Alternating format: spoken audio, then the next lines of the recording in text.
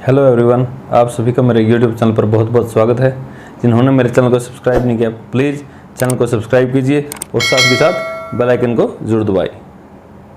आज हम class 10th का चैप्टर नंबर 4 जिसका नाम है द्विघात समीकरण, तो इसके बारे में पढ़ेंगे। तो सबसे पहले द्विघात समीकरण क्या होती है, हमने जो सेकंड चैप्टर था आपका वहाँ पर पढ़ा था। घातों के आधार पर इनके नाम पढ़े थे, वहाँ बहुपद के नाम से पढ़ा था इसे। जैसे इस प्रकार की कोई बहुपद थी ax की 2 जमा bx जमा c, कोई बहुपद है द्विघात बहुपद। अब वही जो सेकंड चैप्टर में हमने पढ़ा था उसी को मैं थोड़ा सा आगे समीकरण के रूप में लेके आता हूँ। ax की 2 जमा bx जमा c, इसको कुछ नाम दे दिया मैंने px। ये आपकी क्या है कि बहुपद है जो हमने दूसरे चैप्टर में पढ़ी थी। और फिर इसी बहुपद के हमने क्या निकाले थे, शून्यक। शून्यक क्या थे, x के वो मान जो इस बहुपद को 0 बना देते थे।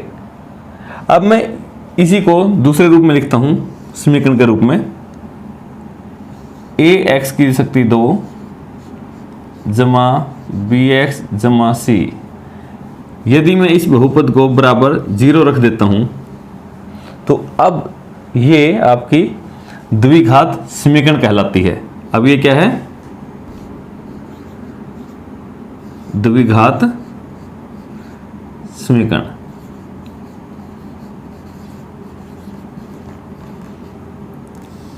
क्योंकि इसकी बड़ी से बड़ी घात कितनी है, 2 है, तो इसलिए द्विघात बोला जाता है इसे। और बराबर में 0 रखते ही अब ये क्या कहलाएगी, समीकरण। और पहले क्या थी, बहुपद। ये हम आपका दूसरा जो चैप्टर था उसमें पढ़ चुके हैं।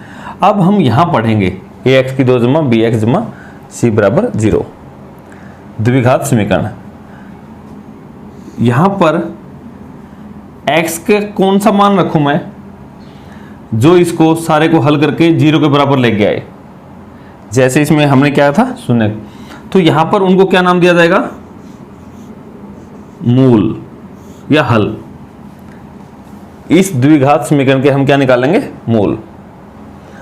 और इसकी घात कितनी है, 2 है, तो इसके मूल कितने होंगे, अधिकतम 2। किसी भी समीकरण की जितनी घात है तो उसके मूलों की संख्या, हलों की संख्या कितनी होगी, अधिकतम जितनी उसकी घात है।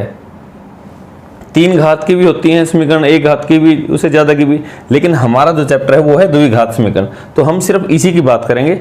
आपका जो चैप्टर है वो यहाँ से सिर्फ हम वही टॉपिक पढ़ेंगे जो आपके चैप्टर में है।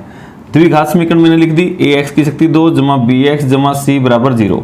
यहाँ पर जो a है x की शक्ति 2 का गुणांक और x का गुणांक b और ये c, a b c तीनों ही कोई ना कोई वास्तविक संख्या है। और एक खास बात ये होती है, जो x की शक्ति 2 है इसका गुणांक ये हमेशा क्या होना चाहिए, नॉन जीरो, 0 नहीं होना चाहिए। अगर ये 0 हो गया तो 0 के साथ गुणा में हो गया, ये क्या हो जाएगा, 0, तो ये पद ही आपका खत्म हो जाएगा, तो फिर ये आपकी द्विघात नहीं रहेगी।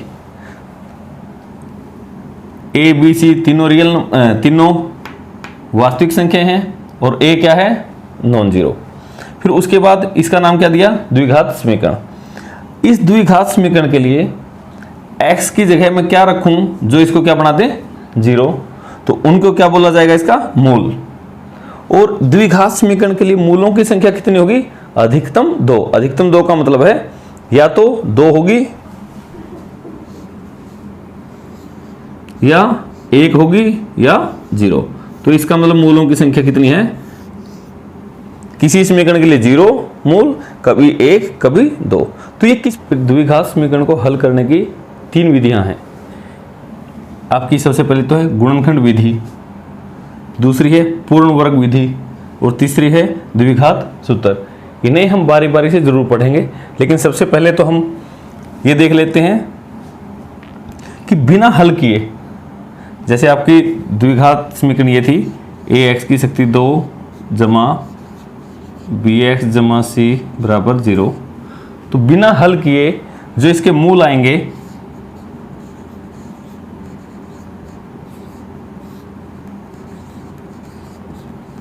उनकी संख्या का हम पता कर सकते हैं बिना हल किए कि मूलों की संख्या कितनी होगी। द्विघात समीकरण है तो कितनी हो सकती है, या तो 0 होगी या 1 या 2, सिर्फ इन तीन में से ही होगा। क्योंकि घात 2 है तो ज़्यादा से ज़्यादा अधिकतम कितने होंगे, 2 होंगे। तो अब मूलों की संख्या, अब आप किसी भी विधि से हल कर लीजिए, आपके मूल आ जाएंगे। लेकिन आपके कुछ क्वेश्चन ऐसे आते हैं कि बिना हल किए आपको ये बताना है कि मूलों की प्रकृति कैसी है या मूलों कैसे हैं।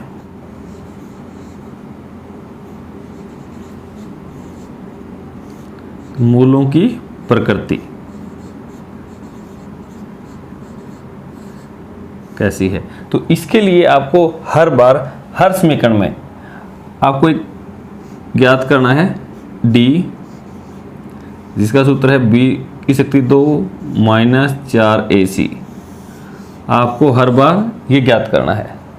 और इसके बाद आपको देखना है कि जो d का मान है ये आपका क्या आ सकता है, 0 से बड़ा भी आ सकता है, हो सकता है ये 0 से बड़ा आए।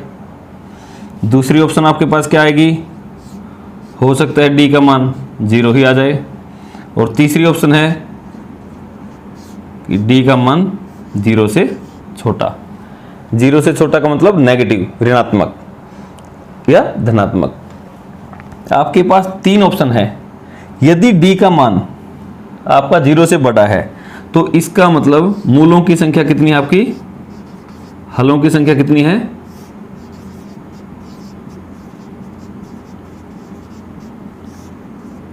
आपकी है 2।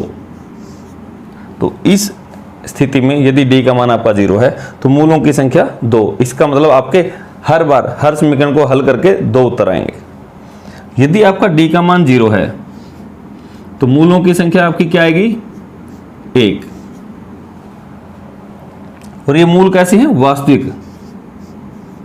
तो मतलब वास्तविक संख्याओं में से है ये, आप सिर्फ वास्तविक संख्याएं पढ़ रहे हैं तो आप ये कह सकते हैं कि वास्तविक मूलों की संख्या बराबर 2 और वास्तविक मूलों की संख्या बराबर 1।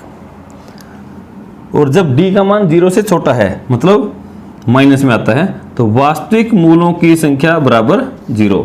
0 संख्या होने का मतलब है कोई भी मूल नहीं निकलेगा। तो जब ये स्थिति आ जाए तो उस वक्त तो हम उस समीकरण को हल ही नहीं करेंगे, तो हम कह देंगे कि इसका कोई भी वास्तविक मूल नहीं है। और जब यहां पर ये आता है एक हल है, इसको आपकी बुक में कई बार ऐसा भी लिखा गया है कि 2 बराबर हल हैं, 2 हल हैं और दोनों बराबर हैं, तो इसका मतलब आंसर तो कितना आया, 1 ही आया। तो ये 3 परिस्थितियां आपकी रहेंगी। और हाँ, यहां तो हमने सिर्फ संख्या का पता किया है, हल करके उत्तर क्या है वो हम अलग अलग सवालों में विधियों के हिसाब से पढ़ेंगे।